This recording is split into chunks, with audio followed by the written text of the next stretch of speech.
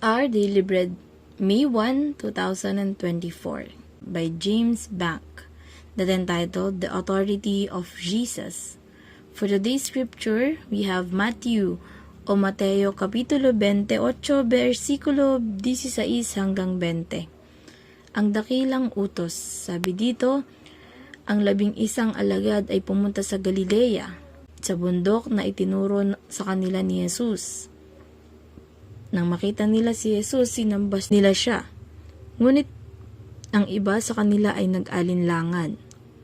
At lumapit si Jesus at nagsalita sa kanila, na sinasabi, lahat ng kapamahalaan ay ibinigay na sa akin sa langit at sa lupa. Humayo nga kayo, gawin ninyong alagad ang lahat ng mga bansa. Inyong bautismuhan sila sa pangalan ng Ama at ng Anak at ng Banal na Espiritu. Turuan niyo sila na ganapin ang lahat ng mga bagay na aking iniutos sa inyo, at narito ako ay kasama ninyo sa lahat ng mga araw hanggang sa katapusan ng kapanahonang ito, siya nawa. Papuri sa Panginoon sa pagkakabasa ng kanyang dakilang mga salita. And the statement states like this: even after Jesus had set my son Geoff free from years of substance abuse, I still had worries. We'd been through much together, and my focus sometimes remained on his difficult past instead of the future God had for him. Parents of addicts often worry about relapse. And one day, at a family gathering, I pulled Geoff aside. Remember, I told him, we have an adversary and he is powerful. I know, Dad, he responded. He has power, but he has no authority. Sabi dito, kahit daw napalaya na ni Jesus ang kanyang anak sa taon ng pagkakalulong sa droga, nag-aalala pa rin siya. Marami na silang pinagdaanan at imbes daw na maituon niya ang kanyang isipin sa hinaharap na inihanda ng Panginoon sa kanyang anak, madalas pa rin niyang nakikita ang paghihirap ng nakaraan. Ang mga magulang daw ng mga adik ay talagang hindi panatag, lalo na sa usaping muling pagbabalik nito sa dating gawi.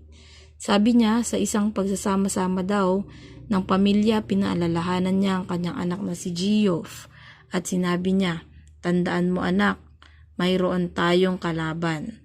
At sinagot naman ni Geoff ay, mayroon itong kapangyarihan, ngunit wala itong otoridad. In that moment, I was reminded of Jesus' incomparable authority to rescue us from our sins and transform our lives as we look to Him. Immediately, I thought of His words to the disciples shortly before He returned to His Father in heaven. All authority in heaven and on earth has been given to me.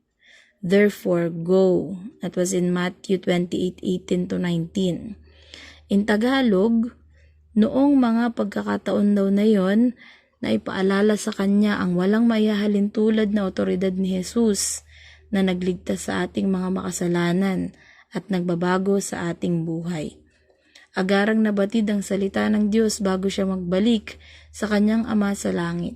Ang lahat ng otoridad sa langit at sa lupa ay ibinigay na sa akin, kung gayon ay humayo kayo. Sinabi yun sa Mateo 28:18. The crucified and risen Jesus has made a way for us to come to Him, no matter what our past may be. He holds both our past and our future, because He's promised to be with us always. We can be assured that He will accomplish His purposes and that our lives are in His unfailing hands. Jesus gives us unparalleled hope, a hope so good we can't keep it to ourselves. The devil and the world may have some power for a little while, but all authority belongs to Jesus forever. Ang ipinako at muling nabuhay na si Jesus ay nakagawa ng paraan upang tayo ay manumbalik sa Kanya kahit ano pang nakaraan ang mayroon tayo. Pinanghahawakan niya parehas ang ating nakaraan at kasalukuyan. Ipinangako niya ngang mananatili siya sa ating buhay palagi.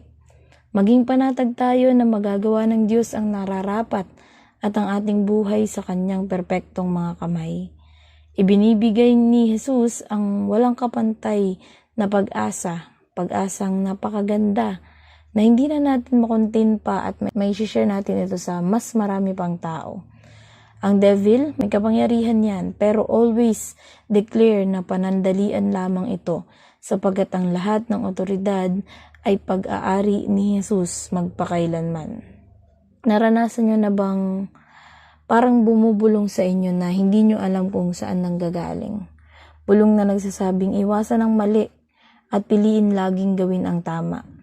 O gawin nating specific, yung simpleng kapag may nakita kang nakahahabag na tao sa eskinita o sa kahit isang sulok, there's this extreme need to lend a helping hand to that person. O yung simpleng hindi mo pangongopya kahit gustong-gusto na ng makamundo mong pagnanais. O kaya yung hindi pagkuha ng labis na bilang ng fishball. Kasi parang hindi naman halata kapag kahit gawin mo pa. What am I pointing to this? God gave us our free wills, but He has all the authority. He will always guide us to do what's right in every situation. Tandaan, hindi lamang puso natin yung gumagaan kapag nakakagawa tayo ng tama. Ang Diyos din, nagagalak na tayo ay tapat na kumikilala sa Kanyang otoridad. Let us pray to lead us to someone we can share God's love every day. God bless everyone.